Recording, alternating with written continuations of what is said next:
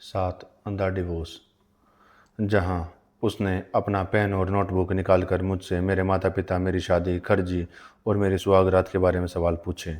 मैं उसे अपनी कहानी बताते हुए शर्म से लाल हो गई, लेकिन जब मैंने चादर पर खून के धब्बे के बारे में बताते हुए उसे मुंह सिकोड़ा तो मैं समझ गई कि उसे मुझसे हमदर्दी है। मैंने उसे चुपचाप टेबल पर पेन से टैप करते हुए भी देखा, जैसे वह अपनी फीलिंग्स छिपाने की कोशिश कर रहा हो, लेकिन मैं उसकी परेशानी को देखे बिना नहीं रह सकी। वह गुस्से में था और वह मेरे लिए बहुत बुरा महसूस कर रहा था और यह दिख रहा था। लेकिन तुम तो बहुत छोटी हो, वह कैसे कर सकता है, वह बुदबुदाया। अजीब अजीब बात है, इस बार मैं रोई नहीं और मैं कुछ मिनट की चुप्पी के बाद मैंने बोलना जारी रखा। मैं अपनी उम्र के सभी बच्चों की तरह खेलना चाहती थी, लेकिन वह मुझे मारता था और मुझे अपने साथ बेडरूम में वापस भेजकर अपनी मनचाही गंदी हरकतें करने के लिए मजबूर करता था। वह हमेशा मेरे साथ बुरे शब्दों का इस्तेमाल करता था। जब तक हमने अलविदा कहा, हामिद की नोटबुक के पन्ने लिखने से काले पड़ गए थे। उसने छोटी छोटी बातें भी लिख ली थी। फिर वह जेल में घुसने में कामयाब हो गया और अपने सेल फोन से अब्बा और राक्षसों की तस्वीर ले ली। कुछ दिनों बाद शदा ने मुझे बताया कि हामिद का आर्टिकल पब्लिश हो गया और यमन में बहुत हंगामा मचा दिया है, जहां वह पहला जर्नलिस्ट था जिसने मेरी कहानी पब्लिक को बताई। मैं उस समय परेशान थी, यह सच था, लेकिन अब मुझे पता है कि मैं उसका बहुत एहसानमंद हूँ। कोर्ट रूम के एंट्रेंस पर कैमरे अच्छे व्यू के लिए धक्का मुक्की करने लगते हैं। मॉनिटर्स जिसे ओलिव ग्रीन यूनिफॉर्म और काली कैप भी पहने दो। मैं कांप उठी और मैं अब अब्बा को पहचानती हूँ और सैनिक ले जा रहे थे। कैदी गुस्से में दिख रहे थे, हमारे सामने से गुजर रहे थे। मॉन्स्टर अपनी आंखें नीचे करता है और फिर अचानक शदा शदा की ओर मुड़ जाता है। खुद पर गर्व है ना?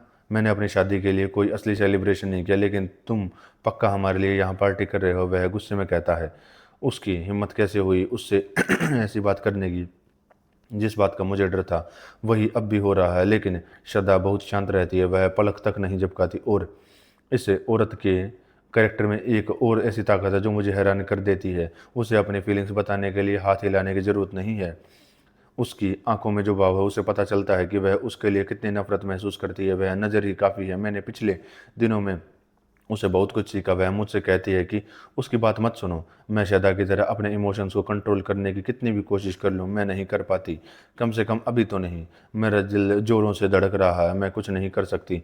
उसने मेरे साथ जो भी कुछ किया है उसके बाद मैं उससे बहुत नफरत करती हूँ। जब मैं ऊपर देखती हूँ तो मैं खुद को अब्बा की आंखों में देखता हुआ पाती हूँ। वह बहुत परेशान है। मुझे बहुत ही शांत और समझदार रहना, लेकिन मुझे डर है कि वह हमेशा मुझसे नाराज रहेगा। इज्जत, उसने कहा। उसके चेहरा देखकर मैं समझ आने लगा कि इस बहुत मुश्किल शब्द का क्या मतलब है। मैं अब्बा की आंखों में देख सकती हूँ कि वह एक समय में ही गुस्से में और शर्मिंदा है। इतने सारे कैमरे उसकी तरफ लगे हैं। मुझे उस पर बहुत गुस्सा आ रहा है, लेकिन मैं उसके लिए बहुत बुरा महसूस कर रही हूँ। दूसरे आदमियों की इज्जत यहाँ बहुत ज़रूरी है। क्या भीड़ का सीन है? क्या सिक्योरिटी गार्ड चिल्लाए? कोर्ट रूम इतना भरा हुआ कभी नहीं था। कैमरे की फ्लैश की कैमरे की फ्लैश की और एक और बौछार होती है। कोई ज़रूरी आदमी आया है। यह मोहम्मद अली गाजी है, ट्रिब्यूनल के चीफ जस्टिस। मैं उनकी मैं उन्हें सफ़ेदी मैं उनकी सफ़ेद पगड़ी की वजह से पहचान सकती हूँ, जो उनके सिर की परबंद के पीछे बंधी हुई है। उनकी पतली मूँछें और छोटी दाढ़ी है। उन्होंने अपने सफ़ेद ट्यूनिक के ऊपर ग्रे जैकेट पहनी हुई है और गर्व से अपनी कमर पर जांबिया दिखा रहे हैं। मैं जज की हर हरकत पर नज़र रखता हूँ। मैं एक सेकंड के लिए भी उसे उनसे नजरें नहीं हटाता। मैं उन्हें अपनी ऊंची डेस्क के पीछे बैठता हुआ देखती हूँ, जो अब रेडियो और टीवी स्टेशनों के माइक्रोफोन से भरी हुई है। मैं उन्हें अपनी फाइलों अपने सामने रखते हुए देखती हूँ। आपको लगेगा कि वे रिपब्लिक के प्रेसिडेंट हैं जो बोलने के लिए तैयार हो रहे हैं। जज अब्दो उनके साथ आकर उनके बगल वाली कुर्सी पर बैठ जाते हैं। खुदकिस्मती से वे मुझे सपोर्ट करने के लिए यहाँ हैं। मुझे अब भी अपनी आंखों पर यकीन नहीं हो रहा है। अलगाजी ने घोषणा की, अल्लाह के नाम पर जो सबसे ताकतवर और दयालु है, मैं इस कोर्ट को खोलने की घोषणा करता हूँ। और हमें बेंच के पास आने के लिए कहा। शदा मुझे अपने पीछे आने का इशारा करती हैं। हमारे बाईं ओर अब्बा और मॉन्स्टर भी आगे बढ़ते हैं। मुझे लगता है कि हमारे पीछे भीड़ उबल रही है। मेरा मेरा यह हिस्सा बहुत मजबूत हो रहा है, लेकिन बाकी शरीर पर मेरा कोई कंट्रोल नहीं है, जो इस समय पर छोटे से चूहे होने के लिए भी कुछ नहीं कर सकता। हाथ क्रॉस करके मैंने पकड़ने की कोशिश की, पर इसके बाद जज अब्दो की बोलने की बारी आती है। हमारे यहाँ हमारे पास एक छोटी लड़की का मामला है जिसकी शादी उसकी सहमति के बिना कर दी गई है। एक बार जब उसकी जानकारी के बिना शादी का कॉन्ट्रैक्ट साइन हो गया तो उसे ज़बरदस्ती हज्जा प्रांत में ले जाया गया। वहाँ उसके पति ने उसके साथ सेक्सुअल अब्यूज़ किया, जबकि वह प्यूबर्टी की उम्र तक भी नहीं पहुंची थी और सेक्सुअल रिलेशन के लिए तैयार नहीं थी। उसने न सिर्फ उसका अब्यूज़ किया बल्कि उसे मारा और बेइज्जत भी किया। वह आज यहाँ तलाक मांगने आई है। बड़ा पल आ रहा है जिसका मैं इतने बेसब्री से इंतजार कर रही थी। वो पल अब गुनहगारों को सज़ा मिलेगी, जैसे स्कूल में होता है। टीचर हमें कोने में भेज देते हैं। मुझे बस उम्मीद है कि मैं उस राक्षस से जीत जाऊंगी। मुझे उम्मीद है कि वह मान जाएगा। तलाक मोहम्मद अलगाजी एक छोटे लड़के के लकड़ी के हथौड़े से डेस्क पर कई बार दस्तक देते कहते हैं, मेरी बात ध्यान से सुनो। वह उस घिनौने जीव से कहता है जिससे मैं सबसे ज़्यादा नफरत करता हूँ। तुमने 2 महीने पहले इस छोटी लड़की से शादी की है। तुम उसके साथ सोए, तुमने उसे मारा। क्या ये सच है, हाँ या नहीं? राक्षस पलक झपकाता हुआ फिर जवाब देता, नहीं, यह सच नहीं है। और उसके पिता सहमत थे इस शादी के लिए। मैंने सही सुना? वह यह कैसे कह सकता? कितना झूठ है! मैं उससे नफरत करती हूँ। क्या तुम उसके साथ सोए? क्या तुम उसके साथ सोए? गाजी दोहराता है। कोर्ट रूम में भारी सन्नाटा छा जाता है। नहीं। क्या तुमने उसे मारा? नहीं, मैं उसके साथ कभी हिंसक नहीं था। मैंने सदा का कोट पकड़ लिया। अपने पीले दांतों, अपनी ताने मारने वाली मुस्कान और बिखरे बालों के साथ वह खुद पर इतना यकीन कर सकता है। वह इतनी आसानी से कितने सारे झूठ बोल सकता है। मैं उसे ऐसा नहीं करने दे सकता। मुझे कुछ करना है। वो झूठ बोल रहा है। जज कुछ बातें लिखते हैं और फिर मेरे पिता की ओर मुड़ते हैं। क्या आपने इस शादी के लिए सहमत थे? हाँ। आपने अपनी बेटी कितने साल की? मेरी बेटी 13 साल की है। 13? किसी ने मुझे नहीं बताया कि मैं 13 साल की हूँ। मैं कब इतनी बड़ी होगी? मुझे लगता है कि मैं शायद 9 या 10 साल की हूँ। मैं हाथ मलती हूँ, शांत होने की कोशिश करती हूँ और सुनती हूँ। मेरे पिता ने कहा, मैंने अपनी बेटी की शादी इसलिए करा दी क्योंकि मैं डर गया था।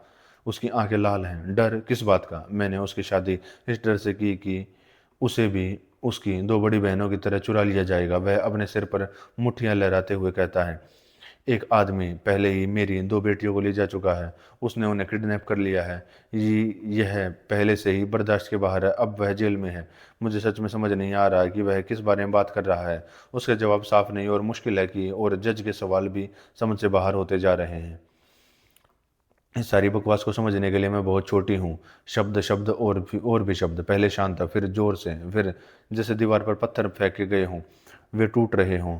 रिदम धीरे धीरे तेज हो रही है। आवाज़ें ऊंची हो रही हैं। मैं आरोपी आदमियों को अपना बचाव करते हुए सुनती हूँ। कमरे में शोर और तेज होता जाता है और मेरा दिल तेजी से धड़कता है। राक्षस मोहम्मद अलगाजी से कुछ फुसफुसाता है जो चुप रहने के लिए रैप करता है। उन्होंने कहा, पति के अनुरोध पर यह कार्रवाई बंद कर कमरे में जारी रहेगी। घोषणा करता है। वह हमें लोगों से दूर दूसरे कमरे में अपने पीछे आने का इशारा करता है। भीड़ से दूर मैं शांत महसूस करता हूँ। आखिरकार ये मामले बहुत पर्सनल होते हैं, लेकिन बंद दरवाजों के पीछे सवाल फिर से शुरू हो जाते हैं। मुझे सहना होगा। जज ने पूछा, फैज़ अली तमर, क्या तुमने शादी पूरी की? हाँ या नहीं? मैं अपनी सांस रोक लेता हूँ। हाँ। सांस। राक्षस ने माना, लेकिन मैं उसके साथ नरम था। मैं सावधान था। मैंने उसे नहीं पीटा। उसका जवाब मेरे चेहरे पर एक थप्पड़ जैसा था, जो मुझे उन सभी दूसरे थप्पड़ों, बेइज्जती, तकलीफ की याद दिलाता है। क्या उसने तुम्हें नहीं पीटा? मेरे अंदर की छोटी सी आवाज़ कहती है, और तुम्हारी बाहों पर वो सारी चोटें, दर्द के वे आंसू, तुम्हें वापस लड़ना होगा। यह सच नहीं है, मैं गुस्से में चिल्लाई। सब लोग मेरी तरफ देखते हैं, लेकिन मैं ही सबसे पहले अपने गुस्से पर हैरान होती हूँ, जो बिल्कुल भी मेरे जैसा नहीं है। उसके बाद सब कुछ जल्दी जल्दी होता है। मॉन्स्टर गुस्से से लाल हो जाता है। वह कहता है कि मेरे पिता ने मेरी उम्र के बारे में झूठ बोलकर उससे धोखा दिया है। फिर अब्बा गुस्सा हो जाता है और कहता है कि वह मुझे छूने से पहले मेरे बड़े होने का इंतजार करने के लिए राजी हुआ था। वह उस समय मॉन्स्टर कहता है कि वह तलाक लेने के लिए तैयार है, लेकिन एक शर्त पर। मेरे पिता को मेरे दुल्हन की कीमत चुकानी होगी। मेरे अब्बा गुस्से में कहता है कि उसे कभी कुछ भी नहीं दिया गया। यह एक बाजार जैसा है। कितना? कब? कैसे? कौन सच बोल रहा है? कौन झूठ बोल रहा है? किसने सुझाव दिया? और अगर केस बंद हो जाए तो मेरे पति को 50,000 या लगभग $250 दिए जाए। एक मजदूर को इतने पैसे कमाने में 4 महीने लगेंगे। मैं तो समझ नहीं पा रही थी। क्या सब लोग यह काम खत्म करके मुझे हमेशा के लिए अकेला छोड़ देंगे? मैं इन बड़ों के झगड़ों से तंग आ चुकी हूँ, जिनसे बच्चों की को तकलीफ होती है। बंद करो। अंत में जज के फैसले से मैं बच गई। उन्होंने घोषणा की, तलाक मंजूर हो गया, तलाक मंजूर हो गया है। मुझे अपने कानों पर यकीन नहीं हो रहा। कितनी अजीब बात है। अचानक से यह इच्छा हुई कि मैं अपनी खुशी जाहिर करने के लिए दौड़ूं और चिल्लाऊं। मैं इतनी खुश हूं कि मुझे इस बात पर भी ध्यान नहीं है कि जज ने अभी अभी ऐलान किया है कि मेरे पिता और शैतान को बिना कोई जुर्माना दिए या अच्छे बर्ताव का साइन किया हुआ वादा किए रिहा कर दिया जाएगा। फिलहाल मैं बस अपनी वापस मिली आज़ादी का पूरा मजा लेना चाहती हूँ। छोटे से कमरे से बाहर निकलते हुए मैंने देखा कि भीड़ अभी भी इंतजार कर रही है, पहले से ज्यादा शोरगुल वाले। एक पत्रकार चिल्लाता है, कैमरों के लिए कुछ शब्द कहो, बस कुछ शब्द। लोग मुझे देखने के लिए जमा हो गए हैं, तालियां बजा रहे हैं। मैंने चारों तरफ से बधाई की एक बड़ी लहर सुनी, मबरूक, मुबारक। मेरे पीछे मेरे पीछे मैंने किसी को धीरे से कहते सुना कि जरूर दुनिया की सबसे कम उम्र की तलाकशुदा हूँ। फिर तोहफे आए। एक आदमी जो कहता है कि वह एक सऊदी फायदेमंद का प्रतिनिधि है, जो मेरी कहानी से बहुत प्रभावित हो, उसने मेरे हाथ में 150 रियाल का एक बंडल रख दिया। यह लगभग $750 है। मैंने इतने पैसे पहले कभी नहीं देखे थे। यह लड़की हीरोइन है, उसे इनाम मिलना चाहिए, वह कहता है। एक और आदमी एक इराकी औरत के बारे में बात करता है जो मुझे कुछ सोना देना चाहती है। मैं चमकते फ्लैश बल्ब और रिपोर्टर से घिरी हुई हूँ। मेरा एक अंकल बेंच से खड़े होकर शादा को पुकारते हैं, तुमने हमारे परिवार की इज्जत खराब कर दी है, तुमने हमारी इज्जत पर दाग लगा दिया है। मेरी ओर मुड़कर शादा फुसफुसाती है, वह बस बड़बड़ा रहा है। वह मेरा हाथ पकड़कर मुझे ले जाती है। आखिरकार अब मुझे अपने चाचा से डरने की कोई बात नहीं है, क्योंकि मैं जीत गई हूँ। मैं जीत गई, मेरा तलाक हो गया है और शादी हमेशा के लिए चली गई है। यह अजीब है, हल्कापन का एहसास, अचानक अपने बचपन में लौट जाना। खाले है शदा? हाँ नजूद। उसने मुझे नए खिलौने दिलाए, मेरा चॉकलेट और केक खाने का मन कर रहा था। शदा मुझे एक बड़ी मुस्कान देती है। The birthday art.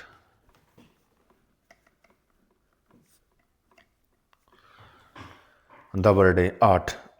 तो यही है खुशी। जब से मैं कुछ घंटे पहले कोर्ट हाउस से निकली हूँ, मेरे साथ बहुत कुछ हो रहा है। सड़क पर ट्रैफिक जाम का शोर मुझे इतना प्यारा कभी नहीं लगा। जब हम अभी एक किराए की दुकान के पास से गुजरे तो मैंने एक बड़ा आइसक्रीम कोन खाने के बारे में सोचा, और मैंने खुद से कहा, शर्त लगा लो, मैं दूसरा खा सकती हूँ और तीसरा भी। दूर एक बिल्ली को देखकर मेरा मन किया कि दौड़कर उसे सहलाऊं। मेरी आंखें चमक रही थी, जैसे वे पहली बार जिंदा होने के लिए थोड़ी सी खूबसूरती की खोज कर रही हूँ। मैं खुश हूँ, यह मेरी जिंदगी का सबसे अच्छा दिन है। मैं कैसी खुश दिख रही हूँ शदा? सुंदर, बस सुंदर। मेरी जीत का जश्न मनाने के लिए शदा ने मुझे कुछ एकदम नए कपड़े दिए। अपनी नई गुलाबी स्वेटशर्ट और रंगीन तितलियों की कढ़ाई वाली मेरी प्री फेडेड नीली जींस में मैं एक नई नजूद जैसा महसूस कर रही हूँ। मेरे लंबे घुंघराले बालों को ट्विस्ट करके पिन किया गया है और हरे रिबन से सजाया गया। मैं अच्छा महसूस कर रही हूँ, खासकर इसलिए क्योंकि मुझे अपना काला घूंघट उतारने का अधिकार है। इसलिए अब हर कोई मेरे बालों की तारीफ कर सकता है। हमारा यमन टाइम्स में हामिद और कुछ दूसरे पत्रकारों के साथ अपॉइंटमेंट है। बिल्डिंग बहुत शानदार है, 3 मंजिला, और मेन दरवाजे से आने जाने वाले हर किसी पर एक यूनिफॉर्म वाला गार्ड नजर रखता है। जैसे सना ने सना के उन शानदार इलाकों के विला के गार्ड जिन्हें मैं बनाना पसंद करती हूँ। इमोशन से थोड़ा चक्कर आने पर मैं लकड़ी की रेलिंग को पकड़कर बड़ी सीढ़ी की मार्बल की सीढ़ियाँ चढ़ती हूँ। खिड़कियाँ इतनी साफ है कि धूप सफ़ेद दीवारों पर छोटे छोटे पीले गोले बनाती है और हवा में फ्लोर वैक्स की अच्छी खुशबू है। दूसरी मंजिल पर यमन टाइम्स के एडिटर इन चीफ नादिया गले लगाकर मेरा स्वागत करिए। मैंने कभी सोचा नहीं था कि कोई महिला इतना बड़ा काम कर सकती है। अखबार में उसका पति यह कैसे मान सकता है? मेरी हैरानी देखकर नादिया खिलखिलाकर हंसती है। आओ मेरा पीछा करो अपने बड़े चमकदार ऑफिस में नादिया एक दरवाज़ा खोलती है, एक बच्चे के कमरे का, जहाँ फर्श पर खिलौने और छोटे कुशन बिखरे हुए हैं। यह मेरी बेटी का कमरा, वह बताती है। कभी कभी मैं उसे भी साथ ले जाती हूँ, मुझे पेपर में डाल दो। इस तरह मैं एक माँ बन सकती हूँ और काम कर सकती हूँ। सिर्फ अपनी बेटी के लिए एक कमरा। मेरे लिए जो यूनिवर्स खुल रहा है वह मेरे यूनिवर्स से बहुत अलग है। मुझे लगभग ऐसा लग रहा है कि मैं किसी दूसरे ग्रह पर आ गई हूँ। यह डरावना है और दिलचस्प भी।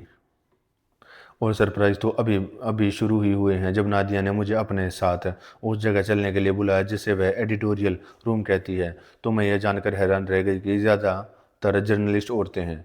कुछ के सिर से तो पैर तक काले पहनती हैं, सिर्फ चाय को चुस्की लेने के लिए अपना नकाब ऊपर उठाती हैं। दूसरी औरतें नारंगी या लाल स्कार्फ पहनती हैं, जिससे कुछ सुनहरे बाल निकल जाते हैं और उनकी नीली आँखों और जैसे और दूध जैसी सफ़ेद स्किन और अच्छा बनाते हैं। ये औरतें अपने लंबे नाखूनों पर पॉलिश करती हैं और अजीब लहजे में अरबी अरबी बोलती हैं। वे ज़रूर विदेशी होंगी, अमेरिकन या जर्मन। शायद उनके पति यमनी हों। उन्होंने यहाँ अपनी जगह पाने के लिए ज़रूर यूनिवर्सिटी में कई साल पढ़ाई की होगी और शदा की तरह वे शायद काम पर आने वाली अपनी अपनी कार खुद चलाती होंगी। मैं सोचती हूँ कि वे टीवी पर दिखने वाली औरतों की तरह कॉफ़ी और सिगरेट पीती होंगी। शायद वे शहर में डिनर के लिए बाहर जाते समय लिपस्टिक भी लगाती होंगी। उनमें से एक फ़ोन पर ज़रूर बहुत ज़रूरी कॉल होगी, मैं सुनती हूँ और उसकी मीठी भाषा में खो जाती हूँ। इंग्लिश, मुझे लगता है कि एक दिन मैं भी इंग्लिश बोलूँगी। उन्हें देखकर बहुत मज़ेदार है उन्हें देखना बहुत मज़ेदार है। मैं ख़ास तौर पर उनके ध्यान लगाने की काबिलियत से हैरान हूँ जब वे मशीनों पर काम करती हैं और उनकी आंखों पर हरी पीली की डेस्क के ऊपर लगी स्क्रीन पर टिकी रहती हैं। टॉम एंड जेरी देखते हुए काम कर पाना क्या टैलेंट है, क्या और क्या लग्जरी है। नजूद, ये कंप्यूटर है, हमीद ने मेरे उत्साह से खुश होकर कहा। वे क्या हैं? कंप्यूटर, कीबोर्ड से जुड़ी मशीनें जो आपको लेख लिखने में सुविधा देती हैं और पत्र भेज सकते हैं। आप उनमें फ़ोटो भी स्टोर कर सकते हैं। ऐसी मशीनें जो आपको लेटर लिखने और फ़ोटो रखने देती हैं। ये औरतें न सिर्फ आकर्षक हैं, बिल्कुल बहुत मॉडर्न भी हैं। मैं 10 साल में खुद को उनकी जगह पर देखने की कोशिश करती हूँ। 20 साल चमकदार नाखून के साथ एक कलम पकड़े हुए मुझे पत्रकार बनने में कोई दिक्कत नहीं होगी, या वकील, शायद दोनों। अपने कंप्यूटर से मैं हामिद और शदा को चिट्ठियां भेजूंगी। मैं कड़ी मेहनत करूंगी, यह तो पक्का। और मेरे पास एक ऐसी नौकरी होगी जिससे मैं मुसीबत में फंसे लोगों की मदद कर सकूं और उन्हें बेहतर ज़िंदगी दे सकूं। जगह का मेरा टूर कॉन्फ्रेंस रूम में ख़त्म होता है जहां हम अपनी सारी मीटिंग्स करते हैं। नादिया ने मुझे बताया। महत्वपूर्ण घटनाएं। एक आदमी चिल्लाता है, शाबाश नजूद। फिर एक स्वर में जयकारा, नजूद जीत गया, नजूद जीत गई। जब मैं बड़े दरवाजे से अंदर जाती हूँ तो मुझे करीब 30 चेहरे देखते हैं। सभी मुझे उत्सुक आंखों से देख रहे थे और पूरे कमरे में तालियां बज रही थी। सिर हिलाना, मुस्कुराना और किस भेजना मेरा स्वागत करता है। और मैं अपने दाहिना हाथ को चुटकी बजाती हूँ ताकि खुद को यकीन यकीन हो जाए कि मैं सपना नहीं देख रही हूँ। हाँ, यह सच है और आज जरूरी घटना है मैं हूँ। मुझ पर तो होगी बारिश हो रही है। सबसे पहले हामिद मुझे एक बहुत बड़ा भालू देता है जो इतना लंबा है कि लगभग मेरे कंधों तक आ जाता है। उसके गोल पेट पर बड़ा दिल बना है जिस पर ऐसे अक्षर बने जिन्हें मैं पढ़ नहीं सकती। हामिद कहते हैं, यह इंग्लिश में लिखा हो, इसका मतलब है आई लव यू। मुझे समझ नहीं आ रहा है कि किस तरफ मुड़ूं क्योंकि हर तरफ इतने सारे पैकेज मुझे दिए जा रहे हैं। मैं एक एक करके रिबन खोलती हूँ और एक एक के बाद सरप्राइज मिलते हैं। एक छोटा बैटरी से चलने वाला पियानो, रंगीन पेंसिलें, ड्राइंग के पेपर के पैड, एक फुल्ला गुड़िया जैसी जज अब्दुल वाहिद के घर में होती है। जब मैं अपना आभार व्यक्त करने के लिए शब्द खोजने की कोशिश करती हूँ तो मेरा दिमाग में केवल एक ही शब्द आता है, शुक्रान, धन्यवाद। मैं सबको एक बड़ी मुस्कान देती हूँ। फिर नादिया ने मुझे केक काटने के लिए बुलाया। यह चॉकलेट है, मेरी पसंदीदा फ्लेवर, पाँच जिसके ऊपर 5 लाल चेरी थी। और अचानक मुझे मोना के साथ हेले हेले एवेन्यू पर अपनी एक शरारत याद आ गई। कितनी बार बुटीक की खिड़कियों से नाक सटाकर मैंने तोहफों और शाम के गाउन के साथ शादी के जश्न का सपना देखा था। चीज़ें वैसी नहीं हुई। सपनों की तुलना में असलियत सच में बहुत बेरहम हो सकती है, लेकिन यह कुछ ऐसा भी कर सकती है जो सच में हो। सुंदर सरप्राइज। आज आखिरकार मुझे पार्टी शब्द का इस्तेमाल मतलब समझ आया। यह अगर यह कोई डेजर्ट होता तो मीठा और क्रंची होता, शायद अंदर कुछ नरम होता, जैसे मेरी पसंदीदा नारियल कैंडीज। अपने बड़े स्टफ्ड बालू की बाहों बाहों में पकड़े हुए मैं घोषणा करती हूँ, एक डिवोर्स पार्टी। यह सच में शादी की पार्टी से बेहतर है। नादिया पूछती है, और इस खास मौके पर हम आपके लिए क्या गा सकते हैं नजूद? मुझे नहीं पता। जब मैं हिचकिचा रही थी शदा ने एक आइडिया आया। क्यों ना हम हैप्पी बर्थडे गाएं? Happy birthday? बर्थडे क्या होता है? मैं थोड़ा कंफ्यूज होकर पूछती हूँ। जन्मदिन वह होता है जब लोग किसी के जन्म का दिन मनाते। ठीक है, लेकिन यह एक समस्या है।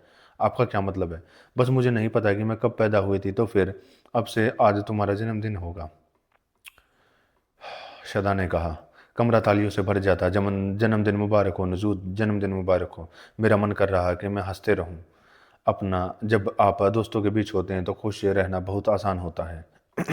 नो, मोना।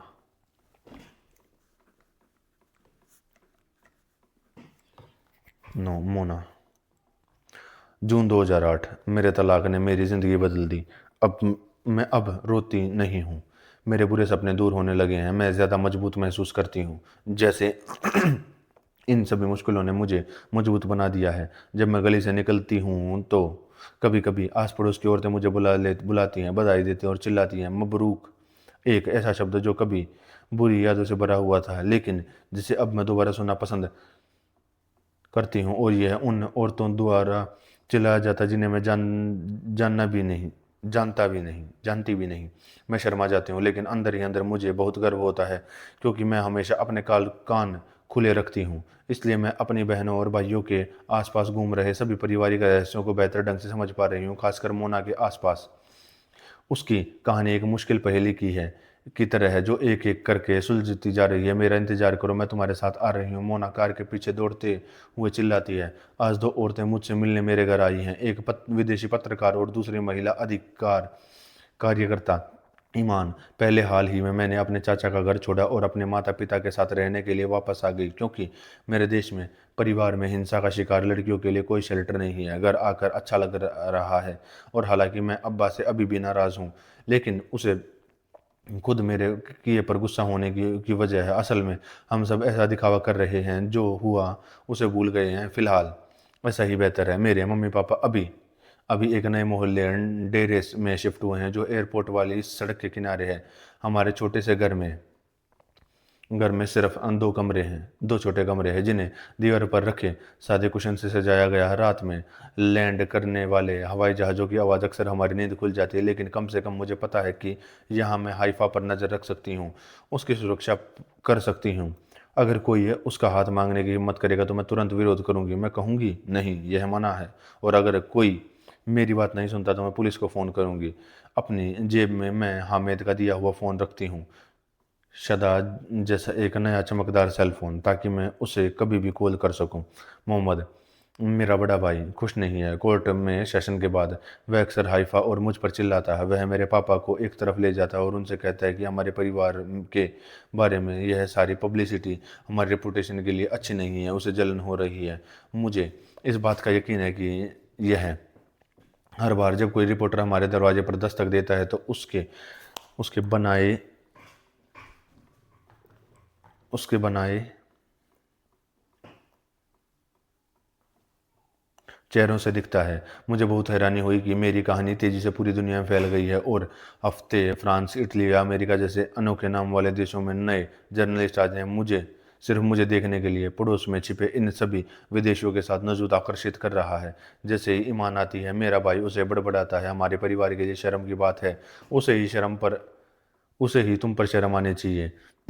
ईमान ने जवाब दिया। शाबाश ईमान, मेरी छोटी सी आवाज़ कहती है। मोहम्मद को समझ नहीं आ रहा कि क्या कहें, इसलिए वह मेन कैमरे के एक कोने में चला जाता है, जबकि मैं जल्दी से अपना काला स्कार्फ पहन लेती हूँ। इसलिए इससे पहले कि वह मुझे बाहर जाने से मना करें, मैं अभी भी अम्यूज़मेंट पार्क नहीं गई, और ईमान ने हमें वहां ले जाने का वादा किया है, एक एडवेंचर जिसमें मिस नहीं करना चाहिए। मैं हाइफा का हाथ पकड़कर उसे अपने साथ जाती हूँ, ताकि उसे मोहम्मद के गुस्से का सामना अकेला न करना पड़े। मैं अपने शागिर्द हाइफा को कभी नहीं छोड़ूंगी। हम कार में बैठ चुके होते हैं कि मोना अपने कोट और नकाब में तेजी से हमारे पास आती है। मोहम्मद ने मुझे अब के साथ चलने का आदेश दिया। वह हाफते हुए कहती है। मोना इस बात से परेशान लग रही थी लेकिन जिद कर रही थी। कह रही थी कि वह हमें उसके बिना नहीं जाने देगी। हमें एहसास हुआ कि हमें अपने बड़े भाई की बात माननी चाहिए। मोना ड्राइवर के बगल वाली आगे सीट पर बैठ गई। मुझे लगता है कि मैं समझ गई कि क्या हो रहा है। नाराज़ होकर मोहम्मद ने पक्का मोना को मुझ पर जासूसी करने के लिए भेजकर बदला लेने का फैसला किया है, लेकिन मुझे जल्दी पता चल गया कि बेचारी मोना के इरादे कुछ और ही हैं। हमारे निकलने के बाद मोना ने बताया कि पार्क जाने से पहले वह हमारे पुराने मोहल्ले अलका से होकर जाना चाहती है। कितना अजीब आइडिया! क्या मोहम्मद ने उसे किसी खास मिशन पर भेजा? मोना की जिद से हैरान होकर ईमान आखिरकार मान जाती है, और अलका वापस जाते हुए हम एक मस्जिद के सामने पहुंच जाते हैं। मोना ने ड्राइवर से कहा, रुको, मुझे उसे परेशान कभी नहीं देखा। कार अचानक ब्रेक लगाती है। मस्जिद की सीढ़ियों पर एक लंबे फटे पुराने काले घूंघट से एक हाथ निकलता है और आने जाने वालों की तरफ बढ़ता है, जो एक छोटे से सिक्के के लिए भूखा है। दूसरा हाथ एक छोटी सी ड्रेस से पहने सो रही लड़की और के गालों को थामे हुए, जिसके बाल उलझे हुए हैं। हे मोनियारा, मैं चिल्लाया। मोनियारा? मोना की बेटी। मेरी छोटी भतीजी, लेकिन वह यहाँ क्या कर रही है? एक भिखारी औरत एक भिखारी औरत की बिना चेहरे वाली, पूरी तरह से काले रंग में लिपटी हुई बाहें। मोना ने सबको हैरान करते हुए धीरे से कहा, जब से मेरे पति जेल गए हैं, मेरी सास मुनियारा की कस्टडी पर जोर दे रही है। वह कहती है कि बच्चे के साथ आने जाने वालों का दिल पिघलना आसान होता है। मैं हैरान हूँ। मुनियारा वो नाजुक सी गुड़िया है जो मोना की फटे हाल सास की बाहों में भीख मांगने को मजबूर है। मोना का पति सलाखों के पीछे है। क्या हो रहा है? तो वो जेल में बंद आदमी जिसका जिक्र अब्बा ने कोर्ट रूम में किया था। मैं देख सकता हूँ कि मोना अपनी बेटी को प्यार से चूमने में इतनी बिजी है जिसे उसने अपने बुरके वाले एग्जिबिटर से छीन लिया है। हमें कोई एक्सप्लेनेशन नहीं दे पा रही है। मुझे उसकी बहुत याद आती है। मैं उसे तुम्हारे पास वापस लाऊंगी, मैं वादा करती हूँ। मैंने उसे काले कपड़े वाली बूढ़ी औरत से यह कहते हुए सुना। फिर वह अपने 3 साल के बच्चे को गोद लिए हुए कार में वापस बैठ गई। कार से अचानक सीलन की बदबू आने लगी। मुनियारा इतनी गंदी है कि हमें परेशानी हो रही है। यह बताना है कि उसने किस रंग के जूते पहने हैं। कार का दरवाजा जोर से बंद होता है और हम चल पड़ते हैं। छोटी मुनियारा अपनी माँ और मौसियों को दोबारा देखकर इतना खुश है कि हम उसे ऐसी बुरी हालत में पाकर हुए अपने शौक को लगभग भूल ही जाते हैं। ड्राइवर शहर के साउथ वेस्ट हिस्से की तरफ बढ़ता है और रास्ते में हम एक और मस्जिद के पास से गुजरते हैं। यह बन रही है और यह इतनी बड़ी, इतनी शानदार है कि यह एक महल जैसा दिखती है। मैं खिड़की से बाहर झांकती हूँ, 6 बड़ी मीनारों को निहारती हूँ, लेकिन अभी तो मेरा ध्यान मोना पर ही है। जब हम पार्क पर पहुँचते हैं तो वह धीरे धीरे हमारे लिए अपना दिल खोलती है। यह एक लंबी कहानी है। वह कहती है, आह भरती है, जिसे मोनियारा एक के पीछे छिप जाती है। बुश हाइफा के साथ तीनों महिलाएं एक पेड़ के नीचे पालथी मारकर बैठी हुई हैं। ईमान और पत्रकार मोना के सामने खड़ा है और मैं सुन रही हूँ। मेरे पति मोहम्मद को नजूद की शादी से कुछ हफ्ते पहले जेल में डाल दिया गया था। वह हमारी सबसे बड़ी बहन जमीला के बेडरूम में मिला मिला था।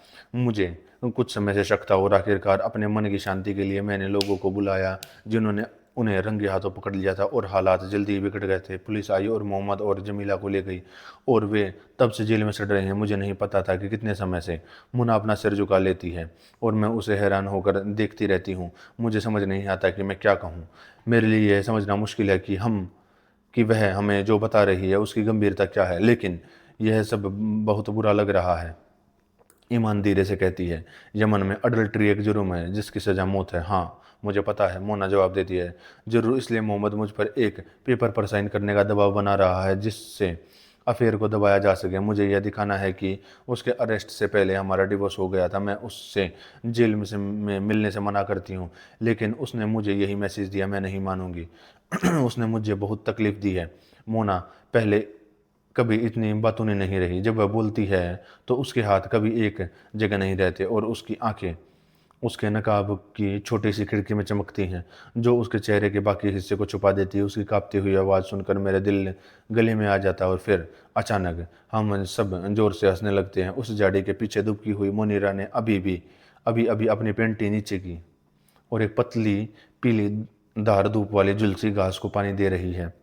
मुनीरा, मोना डांटते हुए कहती है। माँ वाली भूमिका में लौटते हुए उसके होठों पर मुस्कान आ जाती है, लेकिन जल्द ही उसकी आंखें फिर से उदास हो जाती हैं। मुनीरा मेरी प्यारी, मुझे अपने दोनों बच्चों को अकेले पालना पड़ेगा बशर्ते मेरी सास मुझे उनसे मिलने दे। जहाँ तक मोहम्मद की बात है, वह कभी भी एक अच्छा पिता नहीं था और वह एक पति भी नहीं था। थोड़ी देर रुकने के बाद मोना फिर से अपनी कहानी शुरू करती है। जब मेरी शादी नजूद से ज़बरदस्ती हुई तब मैं उससे ज़्यादा बड़ी नहीं थी।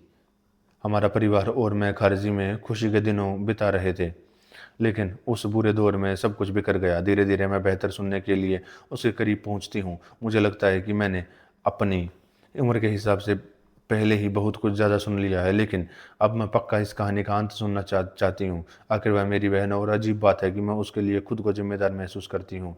अम्मा अपनी गंभीर हेल्थ प्रॉब्लम के लिए इमरजेंसी मेडिकल ट्रीटमेंट लेना सना के लिए अभी अभी निकली थी। कुछ डॉक्टरों ने उन्हें राजधानी में किसी स्पेशलिस्ट से सलाह लेने की सलाह दी थी। हमेशा की तरह अब्बा अपने झुंड को देखने के लिए जल्दी निकल गए थे। मैं घर में और अपने छोटे भाई और नजूद के साथ अकेली थी जो अभी बच्चा था। एक अनजान लड़का घर आया। वह लगभग 30 साल का रहा होगा। वह मेरी तरफ बढ़ने लगा और मैंने उसे भगाने की कितनी भी कोशिश की, वह मुझे बेडरूम में धकेली देता था। मैंने विरोध किया, मैं चिल्लाई, मैं चिल्लाई, मैं नहीं चिल्लाई, लेकिन मैं बीच में ही रुक जाती।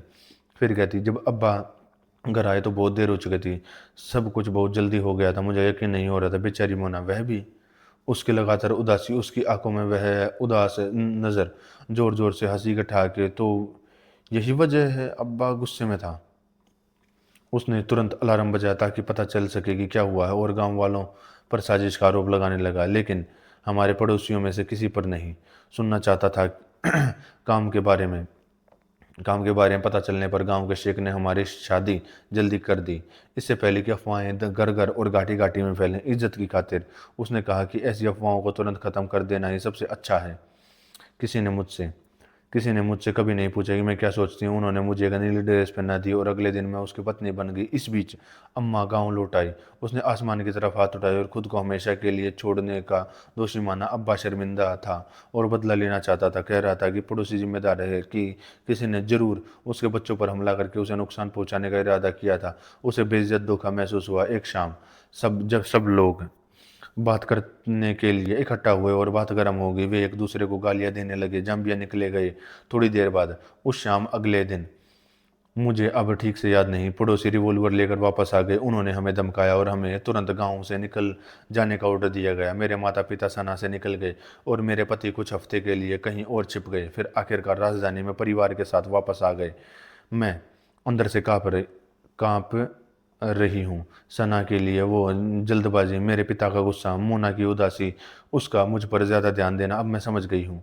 सालों बाद जब हमारे पिता ने हमें बताया कि नजूद की शादी होने वाली है, तो मुझे बहुत बुरा लगा। मैं उनसे बार बार सोचने के लिए कहती रही कि नजूद अभी बहुत छोटी है, लेकिन उन्होंने मेरी एक नहीं सुनी।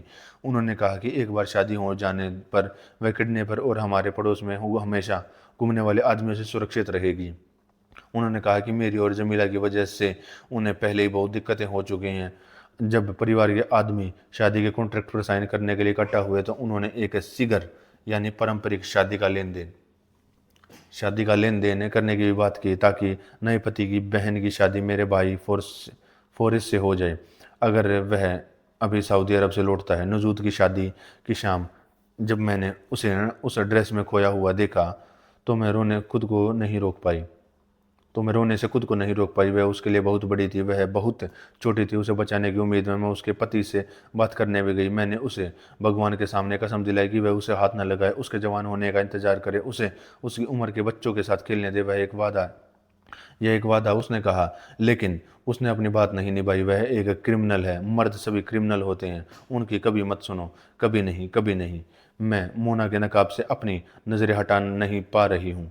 मैं कितना चाहती हूँ कि इस काले नेट के पीछे छिपे उसके चेहरे का जरा सा हिस्सा देख सकूं, और मुझे लगता है कि उसके गालों पर आंसू बह रहे होंगे। मुझे शर्म आ रही है कि मुझे उस पर शक था कि वह हमारी जासूसी करना चाहती है। काश मुझे पता होता। इतने सालों तक वह सब कुछ दुख बिना किसी विरोध या शिकायत के सहती रही, कभी आवाज़ नहीं उठाई और न ही किसी की छत्र छाया में पनाह ली। मोना, मेरी बड़ी बहन, मुझसे भी ज़्यादा दुखद किस्मत की कैदी, मुसीबत के जाल में फंसी हुई है। उसका बचपन उससे छीन लिया गया है, जैसे मेरा मुझसे। लेकिन अब मैं समझती हूँ कि मोना के उलट मुझ में अपनी किस्मत के खिलाफ बगावत करने की ताकत है। मदद पाने की अच्छी किस्मत है। मोना, नजूद, हमें देखो। ऊपर देखने पर हम देखते हैं कि हाइफा झूले पर बैठी है। छोटी मोनेरा उसके घुटनों के बीच बैठी है और जोर जोर से हंस रही है। मोना उनके पास जाती है और मैं उसके पीछे पीछे जाती हूँ। लड़कियों के बगल वाला झूला खाली है। नजूद, मुझे उड़ने में मदद करो, वह कहती है। मोना झूले पर बैठ जाती है। मैं उसके पीछे चढ़ जाती हूँ। लकड़ी की सीट के दोनों सिरों पर एक एक पैर रखती हूँ और दोनों तरफ इसकी रस्सियाँ पकड़ लेती हूँ। अपने पैरों से पंप करते हुए मैं सीट को आगे पीछे और तेजी से झुलाने लगती हूँ। और तेज नजूद और तेज मोना उत्साह से चिल्लाती है। मुझे अपने चेहरे पर हवा महसूस हो रही है, कितनी ठंडी और ताजी। मोना हंसती है। बहुत समय बाद पहली बार वह इतने हल्के फुल्के अंदाज में हंसी, और यह पहली बार है कि जब हम साथ में झूले पर बैठे। ऐसा लग रहा है कि जैसे मैं हवा में पंख उड़ा रहा हूँ। यह बहुत अच्छा है, मासूमियत का यह एहसास वापस आना। अम्मा उड़ रही है। मुनीरा हमारे झूले के बगल में बैठी हुई हंसती है। मोना खुशी से चिल्ला रही है, वह रुकना नहीं चाहती। कुछ मिनटों के बाद मेरा स्कार्फ हवा में उड़ जाता है और इस बार मैं उसे ठीक करने में जल्दबाजी नहीं करती। मेरे बाल मेरे कंधे पर से गिर जाते हैं, हवा में लहराते हैं। मैं आज़ाद महसूस करती हूँ, आज़ाद। 10. The Return of Fairies.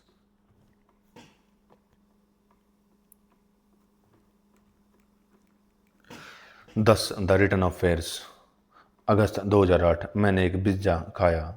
Pizza या पिज़्ज़ा खाया। वह कुछ दिन पहले की बात है। यह बहुत मॉडर्न रेस्टोरेंट है। मैं जहाँ कभी वेटर कैप पहने हुए थे और माइक्रोफोन में अपना ऑर्डर चिल्ला रहे थे। पिज़्ज़ा का स्वाद बहुत अजीब था। वह आपके दांतों के नीचे एक बड़े खबूज फ्लैट ब्रेड की तरह चटकता है, जिसके ऊपर खाने के लिए बहुत सारी अच्छी चीज़ें हैं, टमाटर, मक्का, चिकन, जैतून। हमारे बगल वाली टेबल पर स्कार्फ पहने कुछ औरतें थीं जो यमन टाइम्स के ऑफिस की औरतें लग रही थी। वे बहुत स्टाइलिश थी और पिज्ज़ा के कुछ टुकड़े मुंह तक लाने के लिए चाकू और कांटे का इस्तेमाल कर रही थी। मैंने उनकी नकल करने की कोशिश की, उसी तरह अपना स्लाइस काटा। पहले तो यह आसान नहीं था, मुझे हर जगह मज़ा आया। हईफा ने देखा कि लड़की ने उसकी प्लेट पर मसालेदार टमाटर सॉस की बोतल खाली कर दी है, तो वह भी उसे आजमाना चाहती थी। बस पहले निवाले से ही उसके गले में जलन होने लगी और उसकी आंखें लाल हो गई। किस्मत से एक वेटर ने आखिरकार अपना माइक छोड़कर उसके लिए पानी की एक बोतल ला दी। अब अब हमारे पास एक नया गेम है। अब हम उम्मा को खाना बनाने में मदद करते हैं, तो हम दिखावा करते हैं कि हम पिज़्ज़ेरिया में ग्राहक हैं जो अपने पसंदीदा डिश चुनने आए हैं। मैं आपकी कैसे मदद कर सकती हूँ? हाइफा ने हमारे मैन कैमरे में सोफरा रखते हुए पूछा। देखते हैं, आज मुझे लगता है कि मैं चीज़ पिज़्ज़ा खाऊंगी। असल में मैं चीज़ इसलिए रही हूँ क्योंकि जब मैंने हमारी पेंट्री बैग में देखा तो मुझे एहसास हुआ कि हमारे पास खाने के लिए बस इतना ही बचा है। बहुत बुरा लगा। हम झेल लेंगे। टेबल पर आओ, हाइफा ने कहा और परिवार के बाकी लोगों को हमारे साथ आने के लिए बुलाया। हमने खाना शुरू ही किया था कि किसी ने हमारे दरवाजे पर दस्तक दी। नजूद, क्या आप और रिपोर्टरों से उम्मीद कर रहे हैं? मोहम्मद ने मुझसे शक से पूछा। आज तो नहीं। नहीं, आज नहीं। तो शायद पानी का ट्रक आता होगा टंकी भरने के लिए, लेकिन यह अक्सर सुबह आता है। मोहम्मद मुंह बनाते हुए, अपनी रोटी चबाते हुए अपने पैरों पर खड़ा होता है और जल्दी से दरवाजे की तरफ जाता है। इस समय इस दम घोटने वाली अगस्त की गर्मी में हमसे कौन मिलने आ सकता? बहुत गर्मी में विजिटर आमतौर पर दिन के आखिर में आते हैं। मोहम्मद की चीख हम सबको चुका देती। फेयर्स, वह चिल्लाया, फेयर्स वापस आ गया है। मुझे बेहोशी महसूस हो रही है। फेयर्स, मेरा प्यारा भाई जिसे मैंने 4 साल से नहीं देखा है। कांपते हाथों से दीवार का सहारा लेकर हमारी माँ लड़खड़ाते हुए दरवाजे की तरफ आती है और हम सब उनके पीछे पीछे होते हैं और छोटी रावदा हमारी टांगों के बीच से निकलकर हमसे आगे निकलने की कोशिश करती है। हमारा छोटा सा हॉल पहले कभी इतना लंबा नहीं लगा। दरवाजा दरवाजे पर खड़े नौजवान का चेहरा दुबला पतला है और स्किन बहुत टैन है। वह इतना बदल गया और लंबा और पतला है। फेयर्स अब उसका फोटो और टीनेजर नहीं रहा जिसे मैंने अक्सर देखा है। छोटी छोटी बातों तक अब मुझे उसे ध्यान से देखने के लिए ऊपर देखना होगा। उसकी आंखें सख्त हैं और उसके माथे पर कुछ काली सिलवटें हैं जैसे अब्बा की हैं। वह एक आदमी बन गया है। किराए किराए किराए, हमारी माँ कराते हुए कहती है, उसके सफ़ेद ट्यूनिक को पकड़ते हुए उसे कसकर गले लगा लेती है। जब मेरी बारी आई तो मैंने उससे कहा, हमने तुम्हें बहुत याद किया। फेरिस चुप हो गया। वह थका हुआ लग रहा था। उसकी आंखें खाली हैं, लगभग उदास। वह उत्साह कहाँ चला गया जो उसे इतना अच्छा लगता था? फेयर्स फेयर्स रावदा रोबोट की तरह गाती है, बिना यह समझे कि यह लंबा आदमी उसका बड़ा भाई है जो हमारे घर से तब चला गया जब वह एक छोटी सी बच्ची थी। सऊदी अरब से उस छोटे से फ़ोन कॉल के बाद, उसके फ्लाइट से 2 साल बाद, हमने उससे कुछ नहीं सुना था।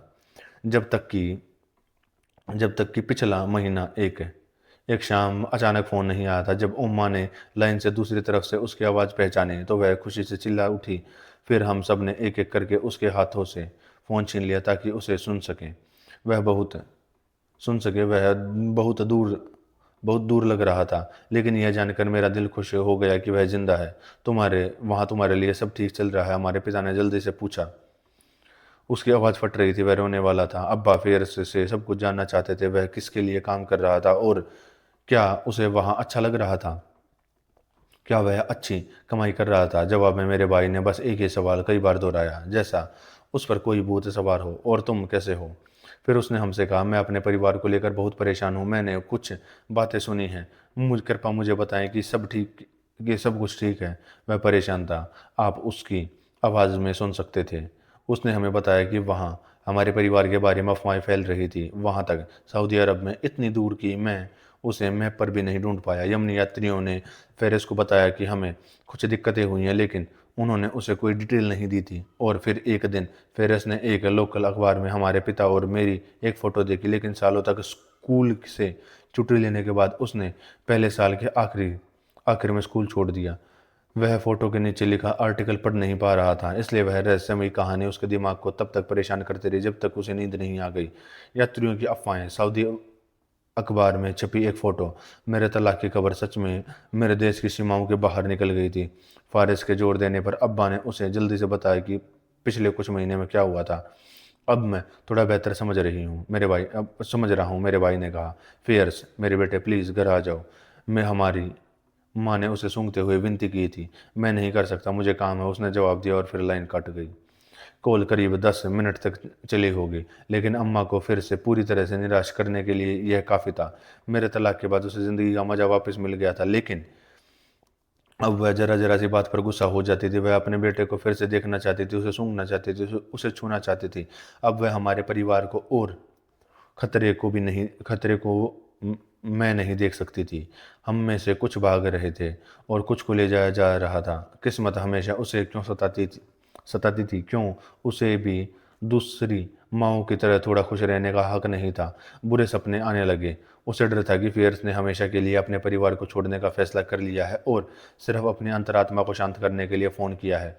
उसे लगा कि वह उसे फिर कभी नहीं देख पाएगी। रात में उसे नींद न आने की बीमारी फिर से परेशान करने लगी और उसे तकलीफ में देखकर मेरा दिल टूट गया। मेरा तलाक ने कई चीज़ों के बारे में मेरी आंखें खोल दी हैं, जिसे मैं दूसरों की नाखुशी को लेकर ज़्यादा सेंसिटिव हो गई थी। और अब इस गर्म दबाव वाले दिन मेरा फेयर्स वापस आ गया है। एक फेयर्स जो मुझे याद है उससे कहीं ज़्यादा शांत और चुप, लेकिन वो घनी भौहें और वो घुंघराले बाल सिर्फ मेरे भाई के हो सकते हैं। मैं उसके बारे में सब कुछ जानना चाहती हूँ। क्या उसका बॉस उसके साथ अच्छा बर्ताव करता है? क्या उसने सऊदी अरब में नए दोस्त बनाए हैं? और अरे ज़रूर, वे वहाँ अच्छा खाना खाते होंगे। उसे छोड़ने से मना करते हुए हमारी माँ उसे हाथ से खींचकर हमारे दूसरे कमरे में ले जाती है। फिर ज़्यादा कुछ नहीं बोल रहा था। धीरे धीरे वह अपने जूते उतारता है और फिर एक कुशन पर गिर जाता है। मैं उससे अपनी नज़रें नहीं हटाती। एक झटके में उमा उसके लिए एक गिलास चाय लाती है और गर्म चाय जिससे वह जल्दी जल्दी कुछ घूंट लेता है। तो हमें थोड़ा बताओ, आबा ने उससे कहा। फेयर्स अपना गिलास सोफरा पर रख देता है। 4 साल में मैं एक भी चीज़ नहीं बचा पाया। मुझे बहुत अफसोस है। काश मैं पता है। वह सिर दबाकर बुदबुदाता है। कमरे में सन्नाटा छा जाता है। फिर मेरे भाई का चेहरा थोड़ा शांत है और एक हल्की सी मुस्कान आ जाती है।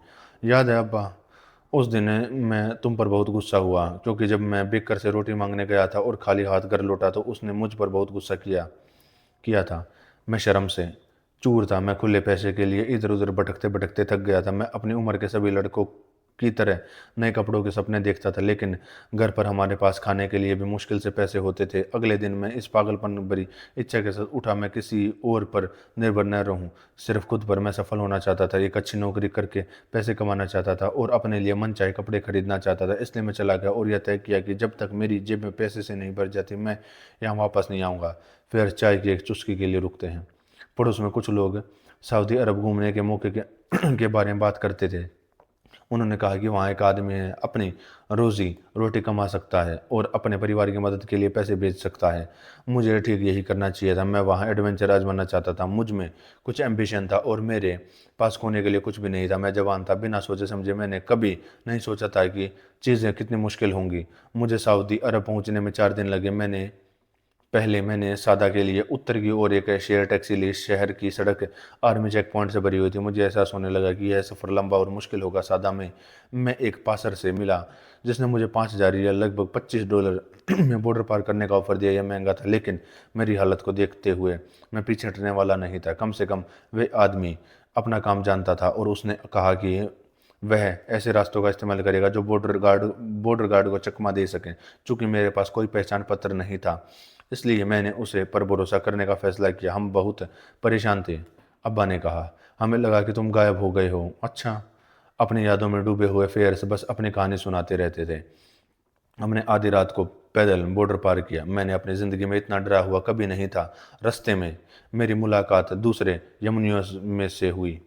उनमें से कुछ मुझसे छोटे भी थे मेरी तरह। उन्हें भी नहीं पता था कि दूसरी तरफ उनका क्या इंतज़ार है, और उनके मन में भी बस एक ही ख्याल था, अपनी किस्मत बनाना। अंधेरे में चलते हुए मुझे समझ आया कि मैं असली रिस्क ले रहा था। अगर मैं सैनिकों के हाथ लग जाता तो वे मुझे तुरंत सना वापस भेज देते।